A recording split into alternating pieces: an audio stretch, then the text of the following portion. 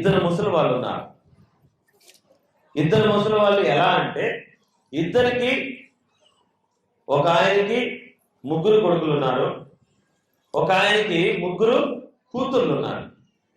ఎంతమంది ఉన్నారు? ముగ్గురు కొడుకులు ఒక ఆయనకు ఉన్నారు, ముగ్గురు కూతుర్లు. ఆ కూతుర్లు ఈ కొడుకులు ఇద్దరు కూడా ఆ పెద్ద మనుషులు ఇద్దరు బాగా తెలిసిన వాళ్ళు. 40 సంవత్సరాలు వచ్చిన తర్వాత దేవుడు వాళ్ళకు ముగ్గురిని వీళ్ళకు ముగ్గురిని ఇచ్చాక వీళ్ళకి భయం స్టార్ట్ అయింది. అందులో ఒక పెద్ద ఆయనకి స్టార్ట్ అయింది. ఏంటి భయము అంటే, ముగ్గురు కొడుకులనే కన్నా. ఎవరిని కన్నాను? ముగ్గురిని కొడుకులనే కన్నా. నాకు 40 ఏళ్ళు వచ్చిన తర్వాత నాకు పుట్టిన కొడుకులను బట్టి నాకు చాలా గర్వంగా ఉంది. నేను ఏం చేసినా నడుస్తుంది, ఏం చేయకపోయినా రేపు పొద్దున నా కొడుకులు నన్ను పోషిస్తారు. అయినా అని ఊరికే కండ వేసుకొని ఊరిలో ప్రతి ఒక్కరి దగ్గర పాతకాన్ని చేసుకుంటూ దర్జాగా తిరుగుతూ ఉంటాయి. మంచిగా కండ వేసుకొని పెద్ద మనుషులాగా ఆ ముసలాయన తిరుగుతూ, రే నాకు ముగ్గురు కొడుకులు రా, రే నాకు ముగ్గురు కొడుకులే, నాకేం తక్కువ, రే నాకు ముగ్గురు కొడుకులు, అయ్యా నీకు ముగ్గురు కొడుకులే, అయితే ఇప్పుడు ఏంది నాకేంద్రా మీ బంధువు అలా అడుగుతా ఉండేది. అయ్యా మరి ముగ్గురు కొడుకులు నీకా వెనక చూస్తే ఆస్తి లేదు, నువ్వు మిగిలిచ్చింది ఏం లేదు, కొంచెం వెళ్ళి ఏదైనా పని చేస్తే వాళ్ళకి 1 ఎకరం పొలమో, ఒక 5 ఎకరాలో, మనిషికి 1 ఎకరమో, లేదా మనిషికి 1 ఇల్లు, ఏదో ఒకటి నిలబడింది కదా, చెయ్యొచ్చు కదా పెద్ద ఆయన అని అడుగుతా అంటే ఊళ్ళో నేను చేసేదేంద్రా నాకు ముగ్గురు కొడుకులు అంటున్నాడు. ఏమంటున్నాడు? ముగ్గురు కొడుకులు అంటారు. ఆ ఇంకో ముసలాయన వీళ్ళ తమ్ముడే. ఆ ఇంకో ముసలాయన ఎవరు? ఆ ముసలాయనకి ముగ్గురు కూతుర్లే. ఆయన పొద్దున్నే సర్ది కట్టుకొని పొలానికి వెళ్ళి దున్నుతూ కష్టపడుతుంటే అందరూ, అయ్యా నీ అంత కష్టపడేవాడిని నేను చూడలేదంటే, అయ్యా నాకు కూతుర్లు కదా, నాకేంటది కూతుర్లు కాబట్టి నేను కష్టపడాలి. ఏం చేయాలి? కష్టపడాలి అంటే వాళ్ళ అన్నగారు ఈ తమ్ముడిని చూసి తిడతా ఉన్నాడు. ఏమనంటే, అరే నీకు అంతా కూడా ఎవరున్నారు? కూతుర్లు ఉన్నారు కాబట్టి నీ బతుకు కష్టపడటమే. ఏం పడటం? పాపం ఈ ముసలాయన ఇలాగే కష్టపడుతూ పోతా ఉన్నాడు. కష్టపడి పెద్ద కూతురికి సంబంధం చూడాలి అంటే వాళ్ళు ఎన్ని ఎకరాలు అడుగుతారో, ఎంత ఆస్తి అడుగుతారో, ఆడపిల్లని పంపించాలి ఇంటికంటే అని చెప్పేసి కష్టపడటం, కొనుక్కోవటము, ఆస్తి సమకూర్చడం, కష్టపడటం, కొనటం, ఆస్తి సమకూర్చడం. ఈయన పని అంతా అదే. ఏ సంవత్సరానికి ఆ సంవత్సరము రోజు కూలి పనికి వెళ్ళేవాడు, పొలం పని చేసేవాడు, వ్యవసాయంలో అన్ని పనులు చేసి రూపాయి పోగేసి వాళ్ళ పిల్లలకు కావాల్సిన ఆస్తిని పోగు చేసుకుంటూ పోవడం మొదలుపెట్టాడు. ఈ ముసలాయన పెద్ద ఆయన అన్న మాత్రం ఏం దర్జాగా, నాకు ఎంతమంది ఉన్నారు?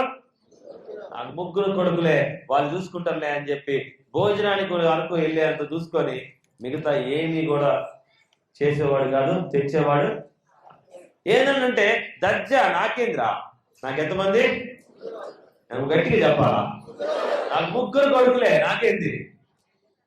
ఎవడు అడిగినా కానీ తమ్ముడిని ఎక్కిరించేవాడు. అరే ఏందయ్యా తమ్ముడు కష్టపడుతాడు, అన్న తిరుగుతున్నాం ఏందయ్యా అంటే, వాడంటే ఆడపిల్లలు కలవడరా, వాడు కష్టపడాలి. నేనేంది? ఎవరు కన్నోళ్ళు? కొడుకులు ఉన్నాడు, నేను కష్టపడటం ఏంటి అంటే, చూస్తూ ఆ పిల్లలకి పెళ్ళిళ్ళు వచ్చేసాయి. కొడుకులు పెద్దగయ్యారు, ఆడపిల్లలు వీళ్ళు అన్నదమ్ముల పిల్లలు కాబట్టి అన్నలు పెద్దయ్యారు, చెల్లెళ్ళు కూడా ఎదిగారు. ఇంకా నెక్స్ట్ సంబంధం వేయడానికి వచ్చింది పరిస్థితి. సంబంధాలు చూస్తున్నారు. ముగ్గురు కొడుకులు కూడా మంచి ఆజానుభావులు, అందగాళ్ళు, మంచిగా ఉన్నారు చూడడానికి. ఇంటికి వస్తా ఉన్నారు ఊరికి. సంబంధాలు చూడండి, మా ఊర్లో పిల్లలు ఎగబడతారు. రాజుల పిల్లలు, జమీందారుల పిల్లలు నా కొడుకులకి పిల్లలు ఇవ్వడానికి ఏం చేస్తారు? ఎగబడుతారు. 6 అడుగులు ఎత్తు ఆజానుభావులు పిల్లలు అని చెప్పేసి అంటే ఎగబడడానికి వచ్చే వాళ్ళందరూ కూడా ఈయన ఏం చేస్తా ఉంటారు? పెళ్లి సంబంధాలు వస్తా ఉన్నాయి, ఎగ్జిబిషన్కి వచ్చినట్టు వస్తున్నారు, చూస్తున్నారు, వీళ్ళు వెళ్తున్నారు, అమ్మాయిల్ని చూస్తున్నారు. నీ కట్నం నాకు సరిపోదని వెనక్కి వస్తున్నాడు ఈ ముసలాయన. ఎక్కిరిస్తా ఉన్నాడు, అక్కడే పోతున్నాడు, ఇక్కడ పోతున్నాడు, వచ్చేస్తున్నాడు. అంతే. ఆడపిల్లల విషయం వచ్చేసరికలే ఈ ముసలాయన కూడా, అయ్యా ఎవరు కావాలి అంటే, నాకు డబ్బున్నోళ్ళు వద్దంటున్నాడు ఈ ముసలాయన. ఎవరు? తమ్ముడు. ఎవరు వద్దంట? నా కొడుకులు లేరు కాబట్టి నా కూతురుని చూసుకునే మంచి అల్లుళ్ళు పేదవాళ్ళు అయినా పర్లేదు, నన్ను నా పిల్లల్ని చూసుకొని నేను సంపాదించిన ఈ కొంత ఆస్తి చూసుకునే వాళ్ళు కావాలని ఉచితంగా పేదింటి నుంచే మంచి అల్లులని, గుణం ఉన్న వాళ్ళని ఒక్కొక్కరిని తెచ్చి 3 ఆడపిల్లలకు కూడా పెళ్లి చేశాడు. 3 ఆడపిల్లలకు కూడా. కానీ ఈ మగ ఆయన 3 కొడుకులు ఉన్నాయని మాత్రము వస్తున్నారు సంబంధాలు, కొడుకుల్ని చేసుకోకుండా వెళ్ళిపోతున్నారు. వస్తున్నారు, కొడుకులు చేసుకోకుండా. మళ్ళీ చెప్పండి నోటికి, ఎందుకు వెళ్ళిపోతున్నారు? ఆస్తి లేదనా? పద్ధతిగా పెంచలేదా? కట్నం కోసమా? 3 ఆజానుభావులు, అందగాళ్ళు అన్నీ ఉన్నాయి, చూడ్డానికి చాలా బాగున్నారు. కానీ 3లో ఒక్కడికి కూడా కాట్లా. కారణం ఏంటి? ఏం లేదు? ఇల్లు లేదా? కట్నం లేదా? చూడండి, ఇక్కడ 3 ఆడపిల్లల్ని వాళ్ళ నాన్నగారు ఏం చూసి తెచ్చుకున్నాడు? మంచి గుణం చూసి తెచ్చుకున్నాడు. అర్థమవుతుంది? అదే తీసుకోవచ్చు. ఈ 3 ఈ అన్నదమ్ముల దగ్గర లేని ఏంటి అంటే, తండ్రి ఎలా అయితే ఏ విషయం గురించి ముందు జాగ్రత్త లేకుండా దర్జాగా ఏ పని చేయకుండా తిరుగుతాడో, ఈ 3 కూడా తండ్రిని చూసి అంతే తిరగడం మొదలుపెట్టారు. వాళ్ళకి ఏం లేదు? గుణము లేదు. గుణము మరొక మాట ఏంటి అంటే, గుణానికి జ్ఞానము లేదు అని అన్నారు. గట్టిగా అర్థం చేసుకోవాలి. ఈ 3లో ఏం లేదు? గుణం లేదు. అరే ఏం చేయాలి అనేది కాదు. వీళ్ళు కూడా మాకేంటి, మేము 6 అడుగులు ఉన్నాం, 5 అడుగులు ఉన్నాం, ఎత్తున్నాం, అందం ఉన్నాం అని విర్రవీగుతున్నారు. తండ్రి విర్రవీగినట్టే కానీ వెనక ఆస్తి లేదు, ఉండడానికి సరిగ్గా ఇల్లు లేదు, చూసుకోవడానికి చెయ్యడానికి ఒళ్ళు కూడా వచ్చే మనుషులు కాదు. ఎప్పుడు చూసినా నా ముఖం బాగుందా, నా అందం బాగుందా, నా రంగు బాగుందా, వేసుకున్న బట్టలు బాగున్నాయా, ఇవి తప్ప ఒళ్ళొంచి కష్టపడటం కూడా తెలియదు. ఏం లేదు వాళ్ళకి? గుణం లేదు. వస్తున్నారు ఈ 3 అన్నదమ్ముల గురించి, మీ నాన్నగారు ఏం చేస్తారయ్యా? మా నాన్నగారు ఏం చేయడు, కండవ మీద వేసుకొని ఊళ్ళో దర్జాగా తిరుగుతూ ఉంటాడు. మరి మీరేం చేస్తారయ్యా? మా నాన్నగారు వెనక మేము కూడా దర్జాగా ఊర్లో. ఇప్పుడు ఈ కాలంలో కనపడట్లే, కానీ ఒకప్పుడు ఊర్లలో ఆంబోతులు వదిలిపెట్టేవాళ్ళు. తెలుసామా? అని మేపుతుంటే అది ఊరికే ఇంతలా ఉండేది. కానీ దున్నడానికి, నాగలి పెట్టడానికి, పొలం పని చేయడానికి పనికిరాదు. ఈ 3 కూడా వాళ్ళకి రాగానే మీరు వెళ్ళేది ఆంబోతుల కోసమా అనేవాళ్ళు. పెళ్లి చూపులకు రాగానే ఎవరేమన్నారు? మీరు వెళ్ళేది ఆంబోతుల కోసమా? ఆంబోతులు ఏందయ్యా? మరి ఆ ఆంబోతులు ఏం చేస్తాయో? వీళ్ళు అదే ఏం చేయలేదు. తిరగడానికి, చూడడానికే. ఊళ్ళో వీధులు ఏమంటే వాడి వీడి పెడితే తినడానికి తప్ప దేనికి పనికిరాని ఆంబోతులు వాళ్ళు. ఇలాంటి బతుకు నీ కూతురు రేపు పెళ్లి చేసుకుంటే ఏం చేసుకుంటారయా అని చెప్పి వచ్చిన ప్రతి సంబంధాన్ని అడుగుతా ఉండేవాళ్ళు. వచ్చిన సంబంధాలు గుమ్మం దాకా రావటం, ఫలానా ఆయన పిల్లగాళ్ళ వామ్మో వద్దు. ఏమైతున్నారు? వెనక్కే వచ్చింది.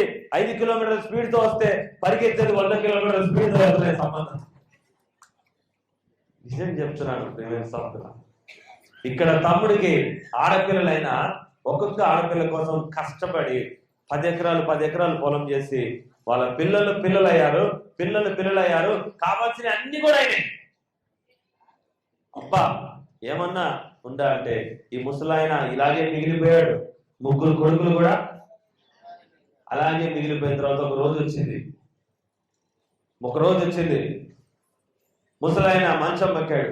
మనాదికి పిల్లలకి పెళ్లి కావట్లేదని తమ్ముడిని అడుగుతున్నాడు. తమ్ముడు, ఇంక నా కొడుకుల బాధ్యత నీదే. ఏం చేయాలి? నా కొడుకుల బాధ్యత నీదే. నీ కూతుర్లు బ్రహ్మాండంగా ఉన్నారు, మనవాళ్ళు మనవరాలతో నువ్వు సుఖంగా.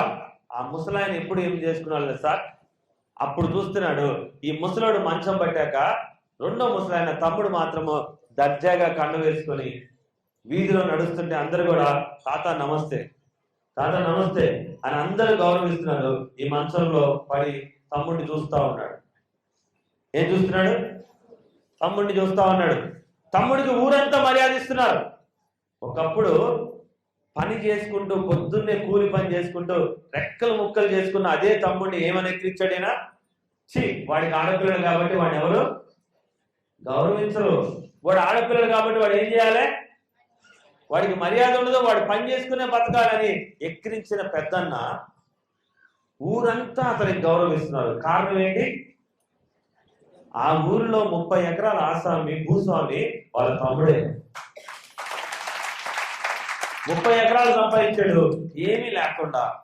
మనవలని మనవరాలని కుటుంబంలో గౌరవాన్ని అన్నిటినీ సంపాదించాడు. అతని దగ్గర ఉన్నది ఏంటి? జ్ఞానం.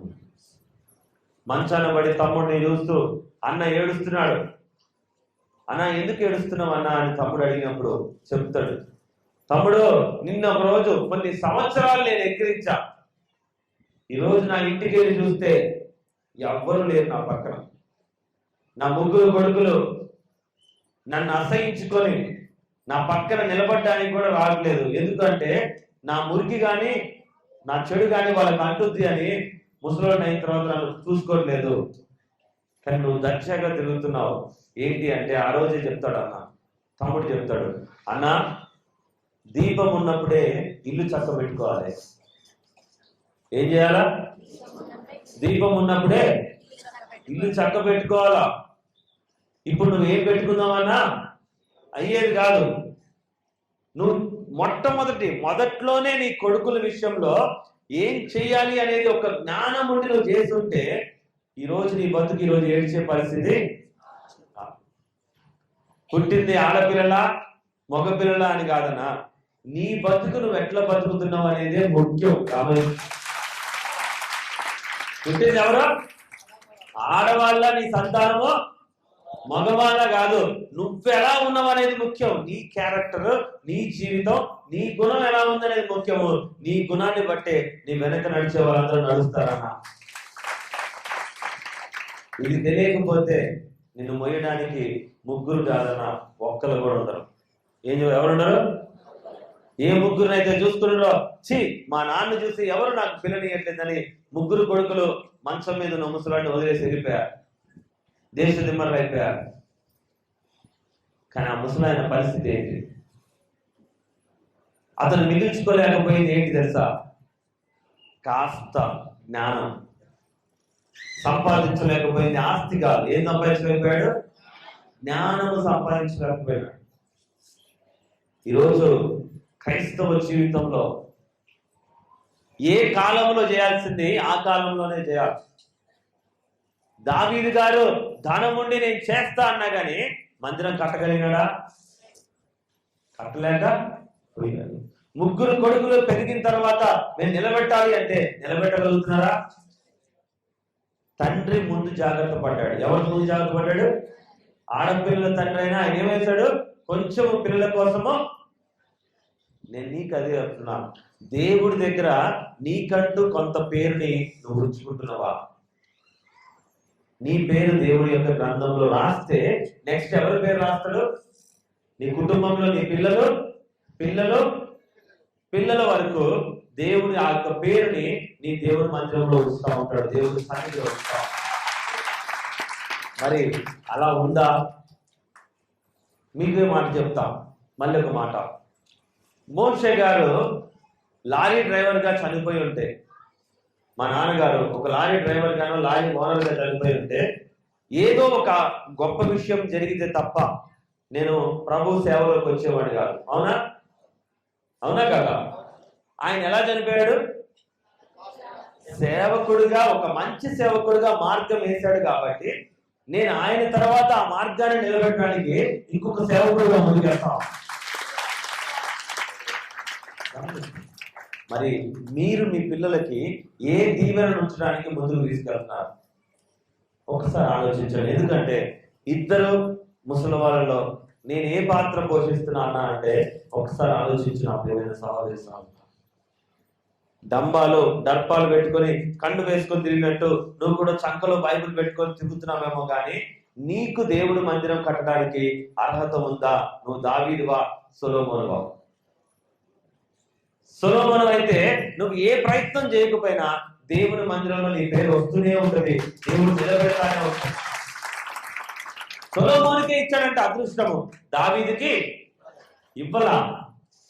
దావీదుకి ఎవరికి ఇచ్చాడు? మరి దావీదు దేవుని హృదయానుసారుడు కదా. దేవుడు ఏం చెప్తే అది చేసిన దావీదు కదా, కానీ ఏం లేదు దావీదుకి అంత గొప్ప మందిరమును నిర్మించే అదృష్టము లేదు. దావీదు జీవితం అంతా దేవుడితోనే గడిచింది.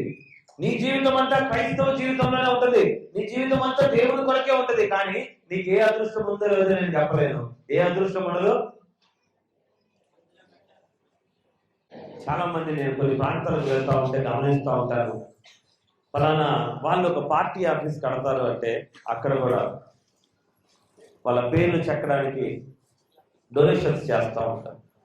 లేదు ఒక ఫంక్షన్ హాల్ కట్టాలి అంటే వాళ్ళ పేర్లు చెక్కబడడానికి డొనేషన్ చేస్తూ ఉంటారు. కానీ అక్కడ ఎక్కడ కూడా స్తుతులు, ఘనమైన కార్యాలు జరగవు. కానీ ఈ పరిశుద్ధ మందిరంలో నీ పేరు, నీ భర్త, నీ పిల్లల గురించి ఒక ఇంటి పేరు కాదు కావాల్సింది, ఎవరిది వాళ్ళకే. నేను అన్నం తింటే నా పిల్లలకి కడుపు నిండుద్దా? నేను ఈరోజు ఇప్పుడు మంచినీళ్ళు తాగుతాను, ఈ రోజు అంతా మీకు ఆ డ్రమ్ములు పారపోసి నేను ఒక్కడే మంచినీళ్ళు తాగుతాను, మీ అందరికి కడుపు దాహం లేకుండా ఉంటుందా? ఉంటుందా? నీ పేరు నిత్యమైన స్థుతుల్లో ఉందా లేదా? నీ పేరు ఎందుకంటే నేను అందరికీ అదృష్టం ఉండదు. నేనే చెప్తున్నాను నా ప్రియమైన సహోదరులారా, అందరికీ ఆ యొక్క గొప్ప అదృష్టము, ధన్యత మందిరము కట్టించడానికి దావీదు గారు అంత గొప్పవాడికి లేదు. సొలొమోన్ గారు లాంటి జ్ఞానవంతుడికి ఆయన కొడుకు ఉంది రామేశ్వరం. దావీదు గారికి పుట్టిన 100 మంది పిల్లల్లో కూడా లేరు. ఇంకా చాలా మంది ఉన్నారు ఆయనకి, కానీ ఎవరికి కూడా సొలొమోన్ గారి కన్నా పెద్ద కుమారుడు ఉన్నాడు, ఆయనకు కూడా లేదు. మరి నీకుందా? సొలొమోన్ మాత్రమే దేవుడి మందిరాన్ని ఎంత ప్రేమించాడు అంటే మేలిమి బంగారంతో ఆభరణాలు చేయించాడు. ప్రతి అడుగు ఆ మందిర నిర్మాణం గురించి గమనించండి. నా పేరు ఈ ప్రపంచంలో ఎవ్వడు కట్టని మందిరాన్ని నేను నిర్మించాలనుకున్నాడు సొలొమోన్. ఎవడు కట్టండి. ఎందుకు దేవుడు ఆయనే ఎన్నుకున్నాడు అంటే ఆయన దేవుణ్ణి అంత ప్రేమించేవాడు కాబట్టి దేవుడు ఆయన ఎన్నుకున్నాడు. మీలో అంత ప్రేమ ఉందా? ఎంతమంది ప్రయత్నం చేస్తున్నారో ప్రభు మందిరంలో ఉండడానికి, ఎంతమంది అందులో గెలవలేకపోతున్నారో మీ అంతరాత్మలకి తెలుసు.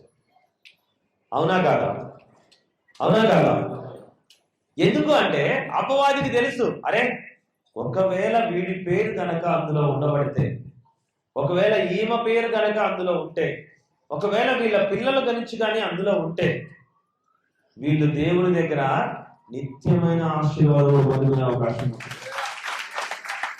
ఉండకూడదు. ఏం చేయకూడదు? ఉండకూడదు. దానికి నేను చేయాల్సింది నేను చేయాలి. ఎలా అంటారా? ఎలా చేస్తారని అపవాది అంటారా? జనవరి 1కి మిమ్మల్ని రానికుండా చేయాలా? చేసిందా లేదా?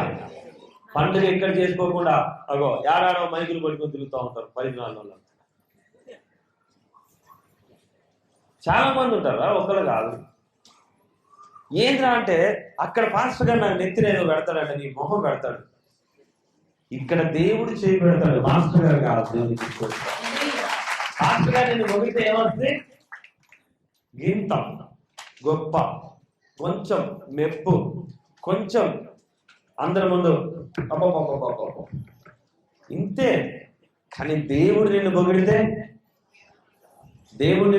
ఏమొస్తుంది తెలుసా? నీ జీవితం గొప్పగా ఉంటుంది. దేవుడికి